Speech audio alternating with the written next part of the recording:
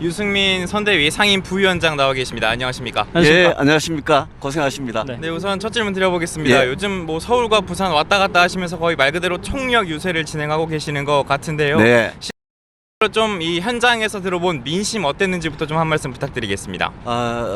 뭐 현장을 다녀보고 또 언론 인터뷰도 많이 합니다만 민심이라는 게 정말 무섭다고 느낍니다. 지금 서울 부산시장 선거가 완전히 네거티브 선거전으로 네. 가고 있는데 그럼에도 불구하고 이 민주당의 네거티브 공세를 완전히 덮을 만큼 민심의 위반, 이 정권에 대한 민심의 위반 이런 게 저는 야, 이게 참 무섭구나. 저는 굉장히 두려움을 느꼈고 우리 야당도 이런 민심의 위반을 목격하면서 앞으로 정말 정신 차리고 더 혁신하고 변화해야 되겠다 네. 이런 걸 많이 느꼈습니다. 어떤 정권에 대한 민심 위반을 말씀해 주셨는데요. 사실 지난 주말입니다. 사전투표에 이틀간 사전투표가 끝났고요. 이 높은 사전투표율을 두고 민주당과 국민의힘 모두 사실상 좀 아전인수격의 해석을 좀 하고 있습니다. 김종인 비상대책위원장이 오늘 아침에 이런 얘기를 했습니다. 정권에 대한 분노의 표시다 이렇게 얘기했더니 이 자리에 출연했던 이낙연 상임선대위원장이 전혀 다른 얘기를 했거든요. 잠깐 듣고 와서 다시 이야기 나눠보겠습니다. 네네. 사람들은 보고 싶은 것만 보는 경향이 있지요. 네, 그렇게 봅니다. 저희들 나름의 판단 근거를 가지고 있다 이 말씀을 드립니다. 네, 이낙연 위원장은 뭐 바닥 민심은 다르다, 실제 결과는 좀 다를 것이다 이렇게 좀 낙관적으로 봤는데 이 발언 어떻게 들으셨습니까? 바로 1년 전 총선에서 저희 국민의힘 2번 후보들이 사전투표함을 열고 네. 결과가 뒤집혀가지고 많이들 졌습니다. 네. 그래서 사실 저희 국민의힘 입장에서는 사전투표에 대해서 좀 두려움이 있었죠. 네. 그런데 이번 선거는 저는 1년 만에 완전히 달라졌다고 생각합니다. 국민들께서 문재인 정권 4년 동안 그 실정, 실패, 무능과 오만, 네. 또 이 정권 실세들의 어떤 거짓, 위선 이런 거를 아주 그냥 온몸으로 경험하면서 이번 사전투표는 저희들이 처음으로 한번 기호 2번에 이길 수도 있다. 네. 그런 생각이 들고 이낙연 대표님께서 뭘 가지고 이제 저렇게 생각하시는지 모르겠습니다만은 저는 투표, 선거 앞에서는 여야 모두 굉장히 겸허해야 된다고 겸손해야 생각하고 된다. 네. 이거는 뭐 투표함을 열어보면 아는 문제 아니겠습니까? 네. 그래서 저는 좀 기다려 보겠습니다. 네, 사실 조금 전 진행된 토론회 얘기 안 할 수가 없습니다. 아까 중계 예. 시작하기 전에 잠깐 대화 나누기도 했었는데 이 오세훈 후보가 오늘 토론회에서 정책의 실현 가능성 부분을 좀 집중적으로 파고들었습니다. 반면에 박영순 후보 같은 경우에는 내곡동 땅 의혹 관련해서 좀 이명박 정권과 내통을 했다. 왜 당장 대질 신문을 당장 하지 않느냐. 이런 좀 격한어조로 공세를 좀 진행을 했는데 토론회 좀 어떻게 보셨는지도 궁금합니다.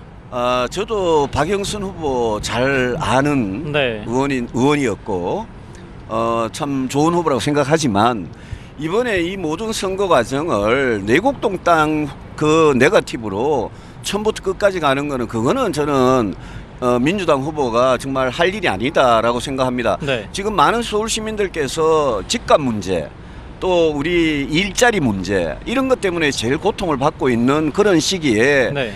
내곡동 땅이라는 게 그렇습니다. 그게 오세훈 후보의 부인이 수십 년 전에 돌아가신 장인으로부터 상속을 받았는데 그중에 이제 8분의 1을 받았다는 거 아닙니까? 네.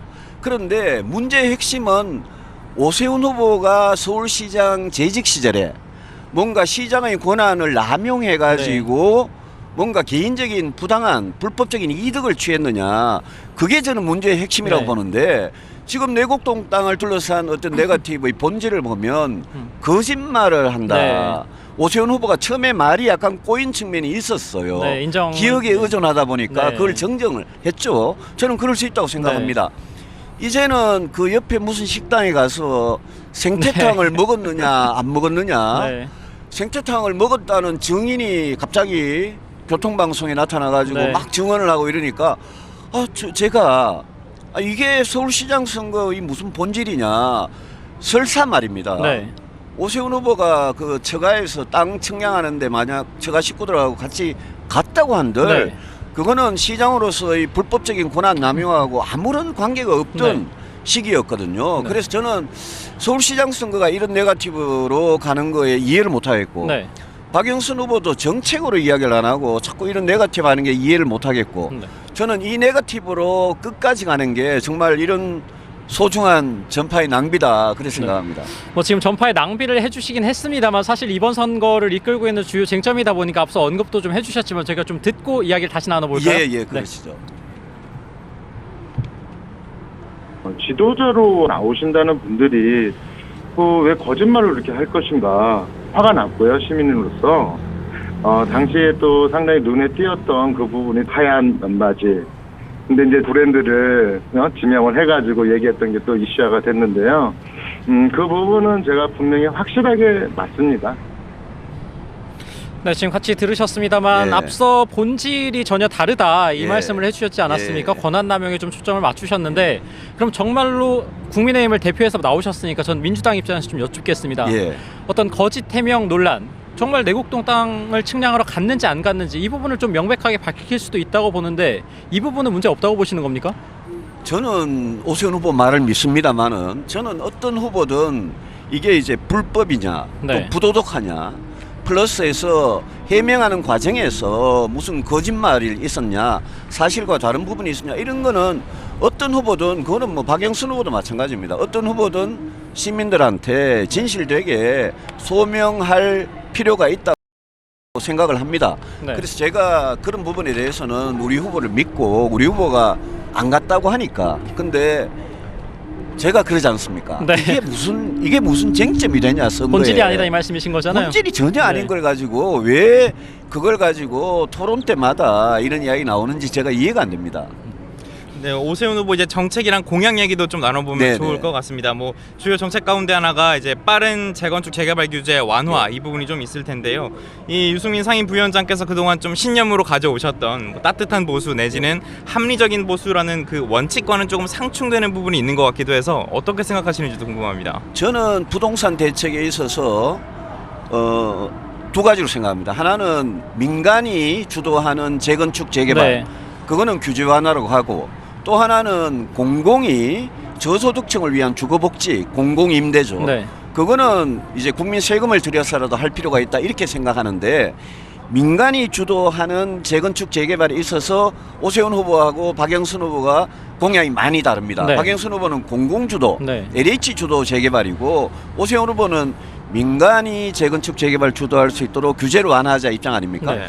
제가 생각하는 따뜻한 보수 개혁 보수하고 저는 상충되는 게 없다고 생각하고 오세훈 후보가 시장이 되자마자 재건축 재개발 규제를 완화하되 네. 중요한 문제는 개발 이익을 적정히 환수해서 그 돈으로 저소득층을 위한 주거복지에 쓰면 되는 네. 겁니다.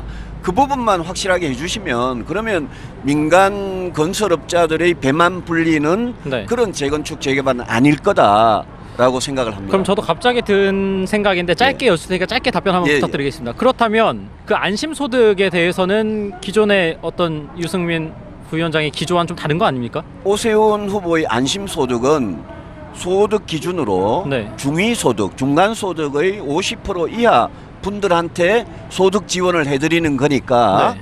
이재명 지사가 이야기하는 기본소득이나 또 박영선 후보가 이야기하는 뭐 10만 원씩 똑같이 위로금을 지급하겠다든지 이런 거하고 다릅니다. 다르다. 저희들이 민주당하고 철학적으로 다른 부분이 그겁니다. 저희들은 국민 세금이든 뭐 돈이 모이면 네. 이 돈을 진짜 국가의 도움이 절실하게 필요한 그런 저소득층 어려운 분들 청년들 이분들 위해 쓰자는 거고 네.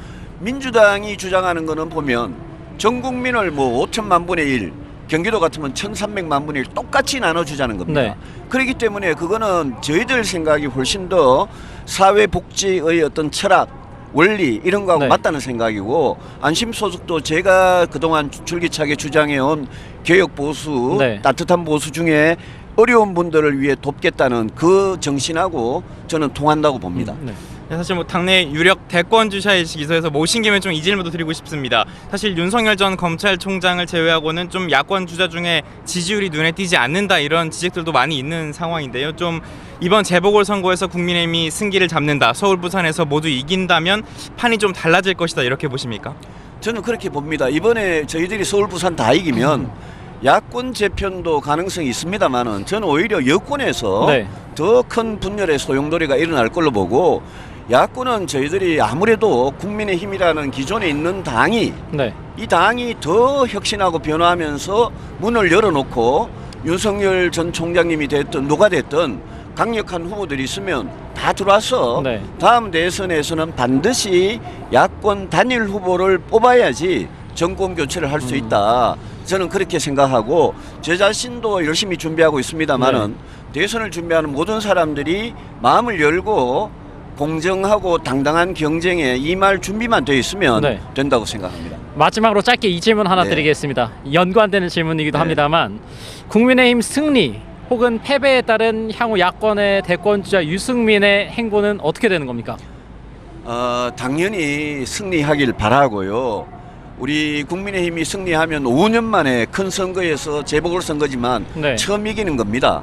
그래서 저는 우리 야권 지지자들이나 저희들이 잘해서 이겼다고 생각하지 않을 겁니다. 네. 그렇지만 저희들한테 다시 쏟아지는 국민들의 기대, 문재인 정권에 실망한 국민들이 저희들한테 기대하는 거, 그거를 저희들이 너무나 잘 알고 있기 네. 때문에 저희들이 더 혁신해서 국민들이 그런 기대에 꼭 부응할 수 있도록 하고, 저도 그런 준비를 위해서 다음 대통령은 5년 동안 정말 저성장, 저출산, 양극화, 또 미국과 중국 사이 우리가 어떻게 해야 되느냐, 또 공정한 사회를 만들기 위해서 네. 어떻게 해야 되느냐, 이런 시대적인 문제를 해결하는 능력이 필요하기 때문에 저도 열심히 준비해서 당당한 경쟁에 임하도록 하겠습니다. 네, 향후 행보 기대 갖고 지켜보겠습니다. 고맙습니다. 네, 지금까지 국민의힘 선거대책위의 유승민 상임부위원장과 이번 선거 관련한 국민의힘 입장 자세히 들어봤습니다. 오늘 말씀 감사합니다. 예, 고맙습니다. 네.